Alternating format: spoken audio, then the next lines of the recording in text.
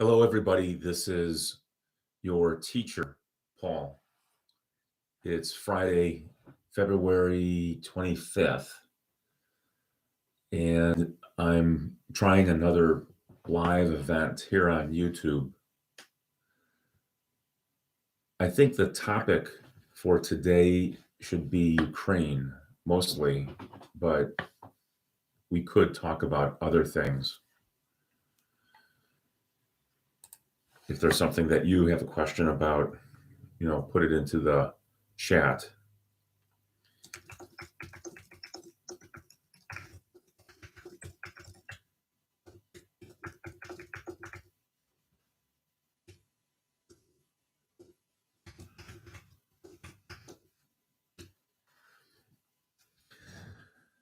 I put out a video on Sunday or Monday, I forget which,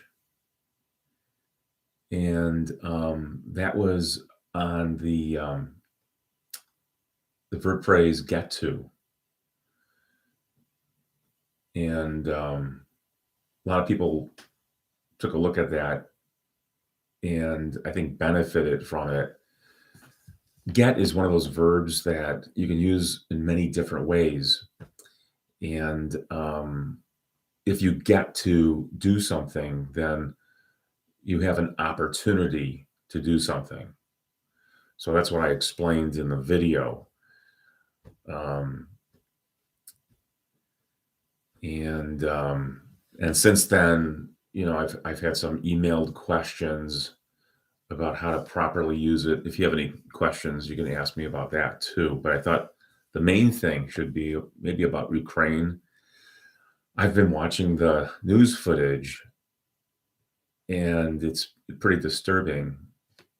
I'm not sure why Putin thought that he'd be able to just go into Ukraine and take the entire country. Seems like that's a decision that the people who live in the country should be able to make for themselves. If they want to be part of Russia, perhaps they could have put that to a vote. People are starting to come in here. Tiago, I think I'm saying that right. Lorexa, Erson, Gabrielle, hello. Thanks for showing up here.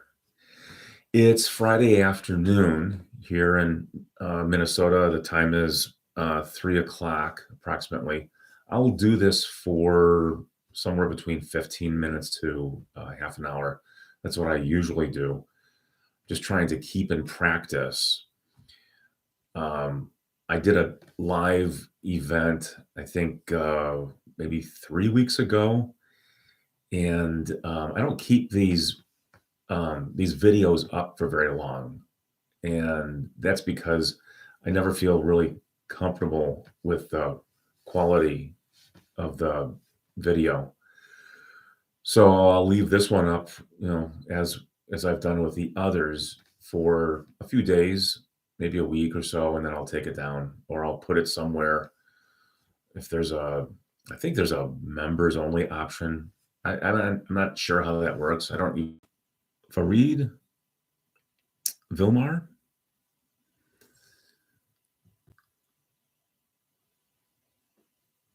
Farid's from Algeria. Nice to see everybody.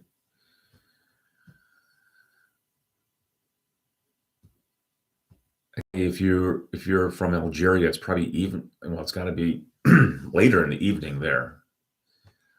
I have a feeling many people are watching this, and it's nighttime, Friday night.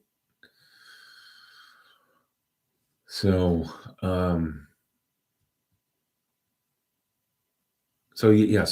as I said before, I thought I'd just talk about Ukraine. You may have comments, whether you're for or against it. If you want to share those in the chat. I am biased, of course. I think this was a big mistake, and it's going to have a ripple effect throughout the world. the most immediate effect, I think, will be that gas prices will go up. Food prices will probably follow because of the energy prices going up. And but aside from that, long term, it's unsettling because this kind of move seems to, I'm going to guess, give other dictators around the world some sort of tacit permission to also claim a neighboring country. And as goes one, so goes others. So we'll see what happens with that.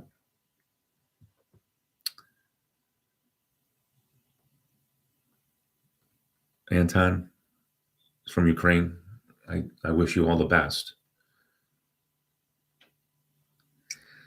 I don't know what exactly the United States can do to help people in Ukraine, other than the financial support. It's not. It won't be possible to send in troops because Ukraine's not part of NATO. But at least financial support and weapons, I suppose. That's touchy because when the United States sends weapons to a country, then it's kind of getting involved directly. But I assume that the U.S. is sending weapons into Ukraine somehow. I really hope there's going to be a show of support for the Ukrainian people here in the United States. I think that helps. It definitely sends Russia and the Russian people the message that people in other countries don't support this kind of action. Seems like kind of an anachronism, something that's not typically done in our day and age. It seems a very outdated thing to do, to invade another country. I think that's why it's so surprising. So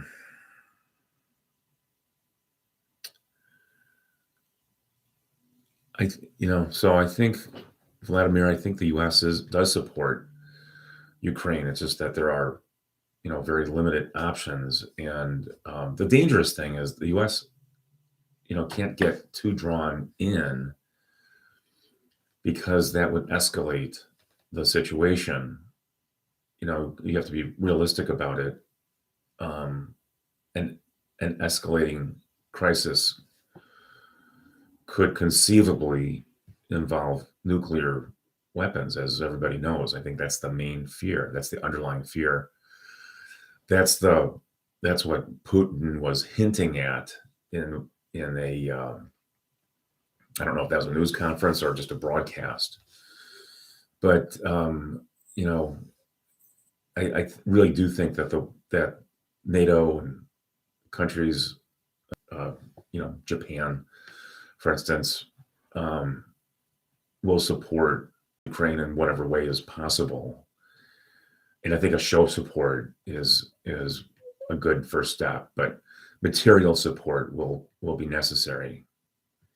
It's it's really important to help the people of Ukraine. And then, of course, if there is a refugee crisis, then I think people here, they have to help with that too.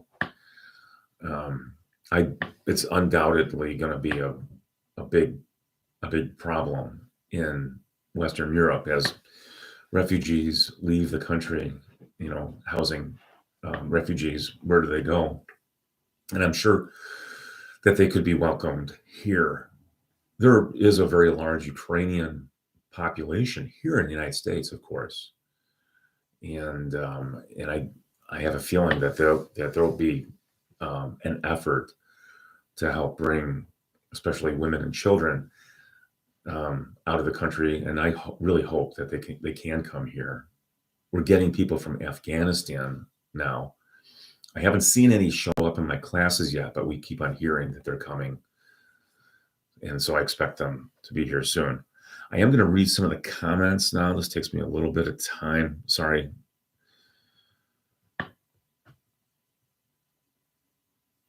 Yeah, I know the whole has to be now.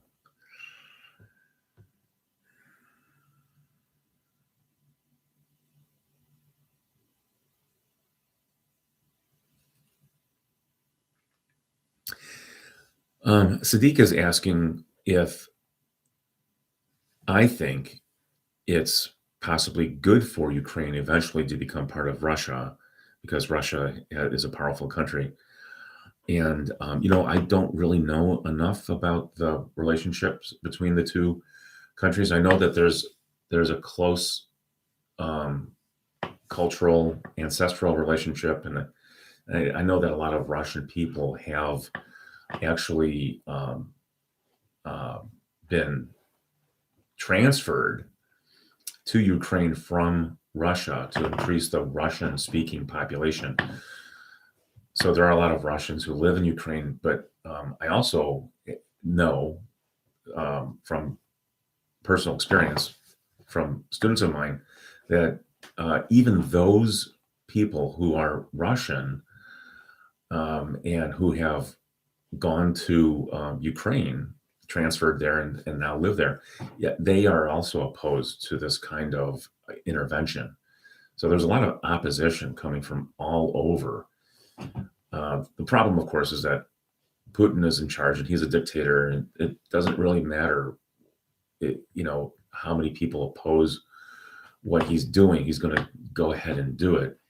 I think ultimately, maybe it's up to the Russian military to refuse to follow orders. Maybe that would happen. I'm not sure if that's even a remote possibility, but that's sometimes how wars end, when the military decides just to put down its weapons and not follow orders. So, um, yeah, yeah. So this is going to be just a little bit about politics, Anton. I guess I can talk about other things, but I thought I'd talk about this first. George Black says, "You Americans absolutely do not understand the course of things," and I agree with that. This country is separate from, most of the world by two oceans. To the north of us is Canada, and to the south of us is Mexico. So, and Americans don't really have a good sense of geography or politics in other countries.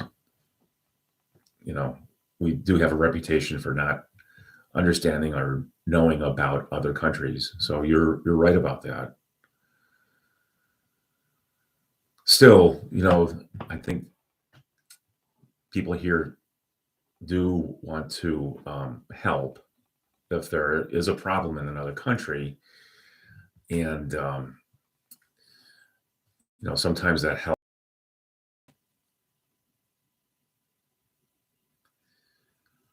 Is there a big difference between English literature and everyday English that you practice? Yeah, if you're reading English literature, American or British, of course there is a difference. When you learn English from an English teacher who's teaching you grammar and usage, those basically are the rules, or that's the way that people actually speak the language.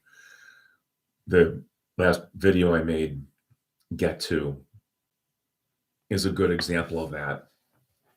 People use Get To when there's an opportunity or a chance. It's very common in spoken English. In written English, perhaps not as much. But, English literature is the art of the language. So when you're reading poetry, novels, short stories, then, you're looking at the best of the language, the what the artists can do with it. But it's important to look at both. I always recommend British literature, sometimes even over American literature. I think you should read both. But I think Charles Dickens is a great author. I love reading his work. very similar to J.K. Rowling, who wrote the Harry Potter series. Um, but if you're looking for interesting literature, there's no shortage of things to read. Just go to your local library if you have one. Go on the internet, and you can find a lot of things to read. For my new website, maybe I can start posting recommendations.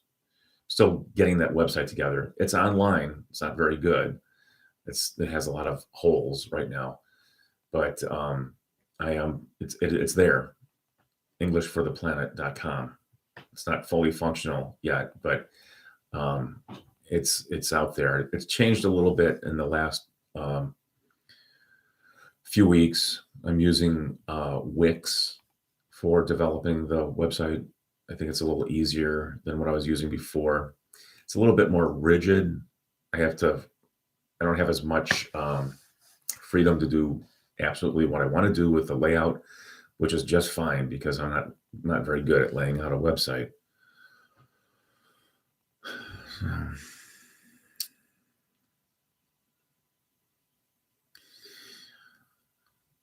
Yeah, I also wish for a world without war. I think it's within the realm of possibility.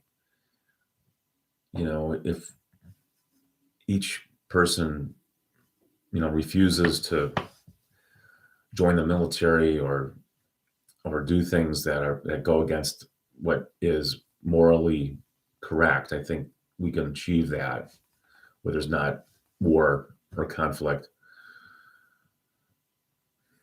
That's a great dream, and I think it's possible maybe within our lifetime. There seem, despite this most recent war now, there does seem to be a decrease worldwide in conflicts compared to the way things were if you look at the 20th century. And I certainly remember, I have a memory of what was happening in the world going back to the 1970s when I became kind of conscious of what was happening worldwide. And I think there are fewer conflicts now than there were. Certainly, I think fewer in Africa, fewer in Central America, fewer in Asia, many, many fewer conflicts there. So this one in Ukraine was a bit of a surprise.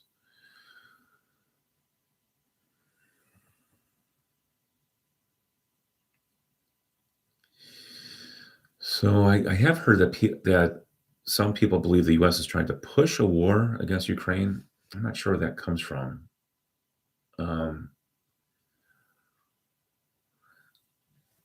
My feeling is that Joe Biden really does not want there to be a war, and whatever their intention is to stop the fighting. The main thing is the death of civilians, but even military. I think people who are in the military on both sides, Russia and Ukraine, have to be considered here too. I have a feeling they probably don't want this. My feeling is that they're probably very reluctant to fight. Knowing my Russian students and Ukrainian students, and I've had them in the same classroom and they get on well together. I've never sensed any sort of animosity or conflict. And I don't think the people dislike each other.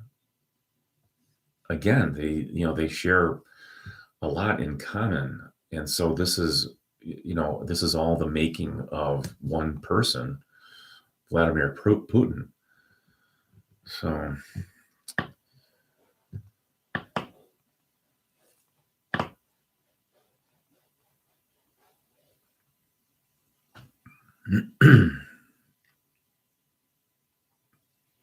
and I think a lot of people are concerned about what may happen in neighboring countries outside of Ukraine, Moldova, Lithuania, Estonia. I have a Moldovan student right now in the evening, and she's concerned about what could happen because Moldova is right there. It's right on the doorstep of Ukraine. So, um, and then you have to think about the countries that were once part of that Russian or Soviet sphere of influence. If you know, think about countries like Hungary, and I wonder if Hungarians are concerned. I did notice that I think there's somebody here from Hungary. I'd be interested to know if Hungarians are concerned. I traveled to Budapest in 2018, in the summer of 2018. I was there for about a week. It was very beautiful city. I really enjoyed traveling through that area. I didn't go very far outside of Budapest. I pretty much stayed within the city and did all the tourist stuff, and really enjoyed myself. That was great.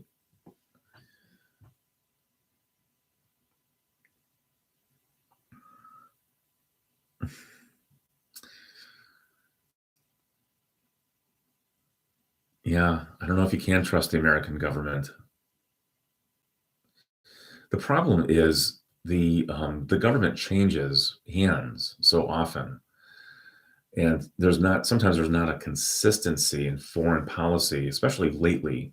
That that wasn't that wasn't true perhaps up until maybe the 1970s, 1980s. But now, when the Republicans are in power, one thing happens. When the Democrats are in power, another thing happens. And I thought, that withdrawal from Afghanistan was a mess and just humiliating. That was tragic, terrible. I thought it was a huge mistake. I think the U.S. should have stayed there for a little bit longer, at least to make a better transition, and to allow refugees who wanted to leave get out of there safely at the very least. But at some point, I guess, um, you do have to leave it to the people of the country, the people who occupy that country. They have to make that decision.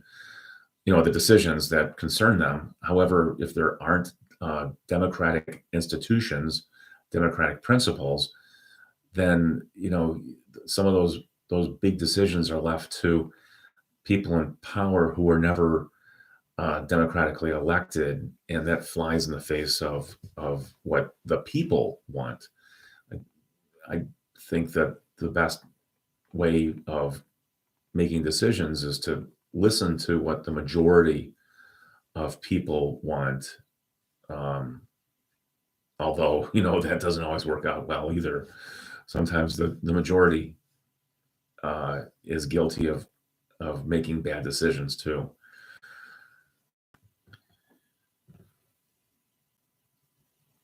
Do I think Trump could prevent the war? No.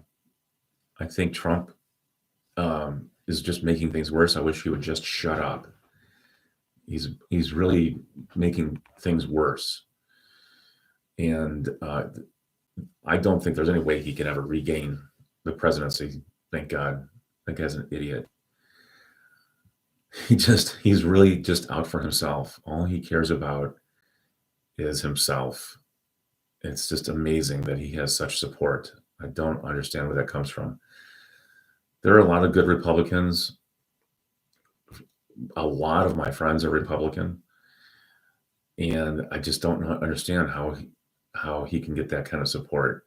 Many Republicans don't really like him that much. It's based on geography. It depends on where people are located. Trump gets a lot of support from rural areas and areas in the South, but in the North and the Midwest, in the cities, he's not very popular at all. So I think he's just making things worse.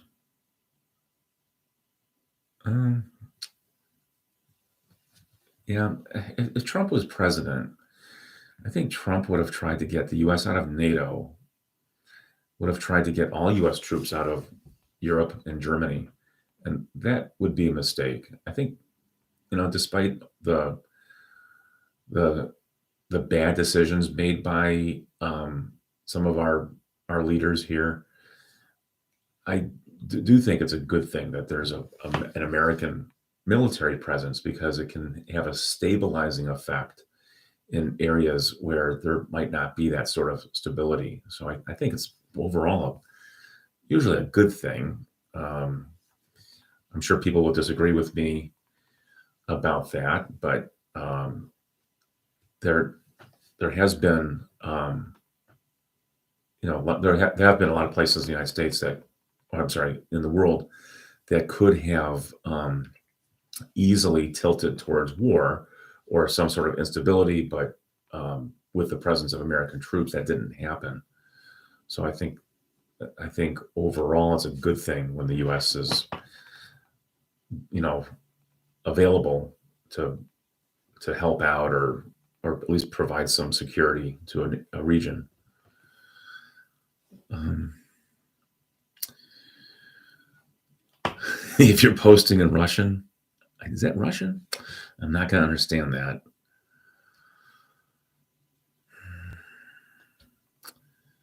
Um, Sil says this war is like a play on a stage. The real war nowadays is the economy, and yeah, that's always important too. You know, the economic conditions of people in the world.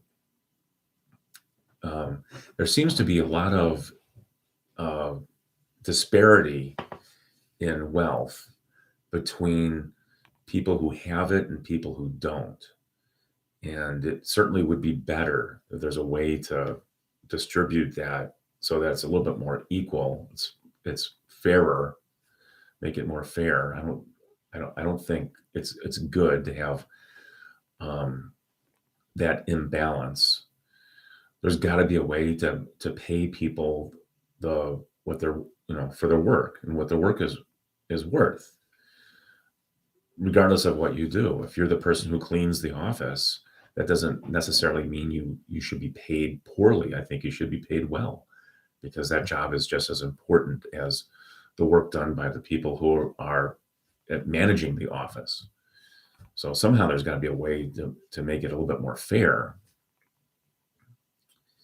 We all put in the same, or we all put in a certain number of hours per day. So if I put in 8 hours and you put in 8 hours, there's going to be a difference. I don't think we should all get paid the same, but perhaps there's a way to make it so that it's not so different. I'm paid well enough, and I'm happy with what I have. I'm not interested in being rich. People and if you want to be rich, that's great. More power to you. That's a I think I want to be wealthy, and not everybody has the ability to generate wealth.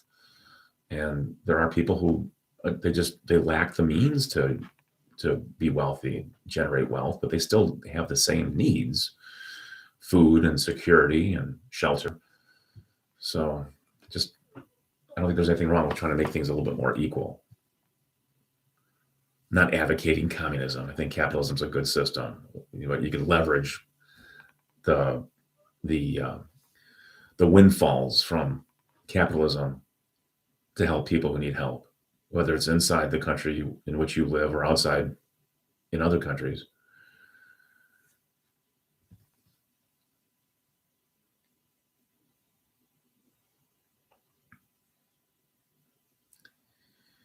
Yeah, I have a feeling there are a lot of Russians who don't want this war, and so what's going to happen? You know, perhaps it gets to a critical mass. I don't know what that is. What percentage of people that is? Is it 60% of the population? Is it 70? Is it 80? Um, One thing I wonder is if the invasion is not successful, and if a lot of these young Russian soldiers are killed, um, what will the support hold? in Russia, and whatever support there is, will that hold? At what point do people say this is absolutely ridiculous? Stop and try to do something about it. So,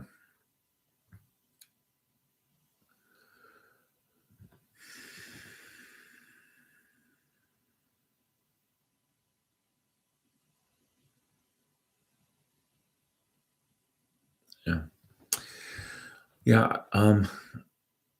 I just don't know what in today's economy. I just don't understand like the taking of property accomplishes, especially nowadays with so many of our interactions are electronic, like this one, and you don't have to be in another country necessarily, I suppose, in order to benefit from um, being there. That didn't come up right, but I just don't know what, like, so if Russia is successful in taking Ukraine, then what does it get? I guess it gets its raw materials, land, um, not the cooperation of the people. I can't imagine the people of Ukraine just going along with a Russian occupation. So if they are successful in taking the country somehow, this could go on for years and years of Ukrainian people defying the occupiers, which would be bad. And over time, perhaps Putin will realize that it's not in his interest to be there. No matter what, things have definitely changed, and I'm not sure if that can ever go back. But it does depend on what happens in the um, Russian government, and if somehow Putin could be voted out of office. I don't think that's possible. I think he's going to remain in power forever, isn't he? Until he dies. And then who takes over? There was that brief shining moment when Yeltsin was in charge, but if they had somebody other than Yeltsin, I think, were in charge at that time, perhaps Russia would be a different place. I seem to remember Yeltsin had some problems managing that transition to democracy.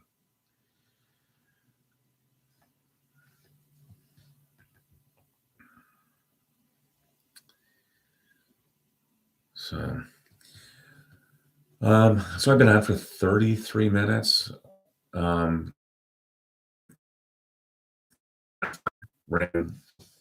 It's sometimes to do this because thinking, I'm speaking while I'm thinking, looking at the chat, trying to keep it interesting, trying to think about how people can benefit in some way from my use of English. This is quite different from what I normally do in the classroom. Of course, when I'm teaching, I never speak about politics, or rarely. Not that I never do, but I'm not supposed to. We're always told that we have to leave politics out of the classroom, which I agree with. I think that's right.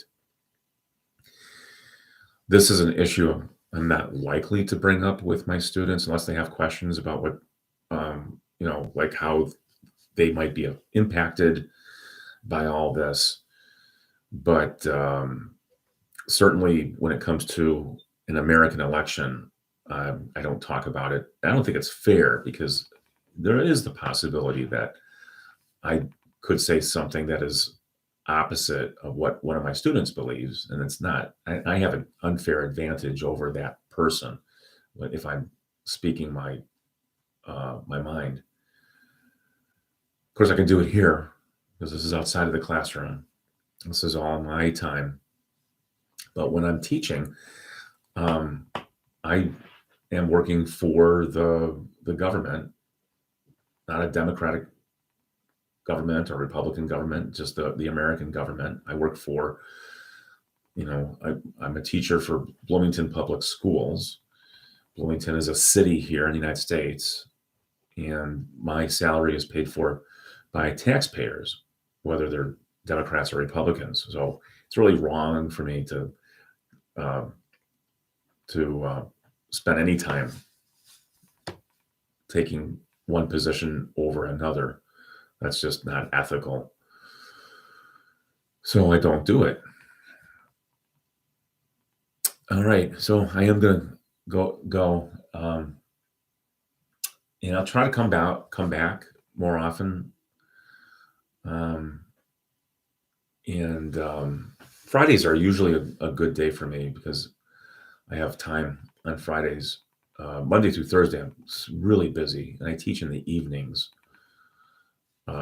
Mondays and Wednesdays, those days are really long. I start at 9 o'clock in the morning, and I'm finished at 9 o'clock in the evening. I have a little break, and you know, in the afternoon where I can get something to eat. But those are really, really long days.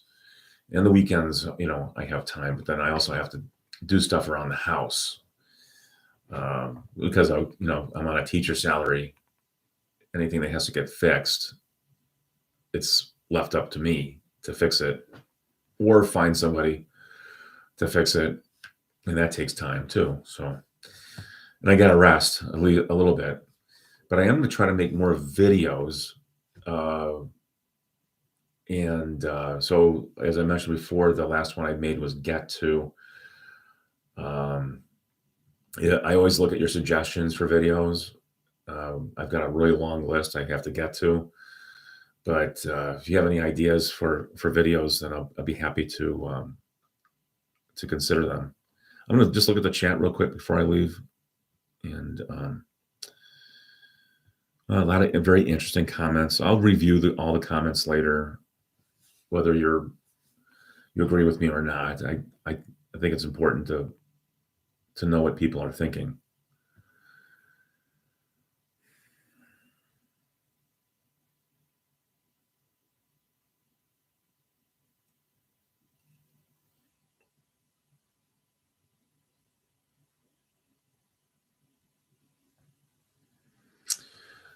Okay. Have a good day, everybody, and I'll see you soon.